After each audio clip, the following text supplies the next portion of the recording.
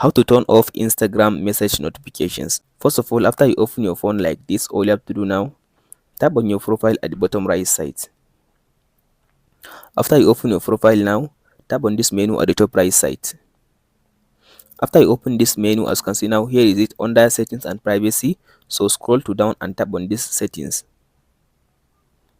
After you tap on this settings, now scroll to down and tap on this, as you can see now, messages. So after you open these messages, as you can see now, here is the option. As you can see now, go ahead and turn off this option. As you can see, here is it, go ahead and turn them off. As you can see now, just change it to off. As you can see now, off, change it to off this section, scroll all the way to down and turn them off. As you can see now, all of them off. So after you finish turn them off, as you can see now I turn off messages notification on my Instagram account. Now whoever send me a message on Instagram, I can't be able to get a message or get a notification that someone sent me a message. But if I open my Instagram, I can be able to see his message on my Instagram.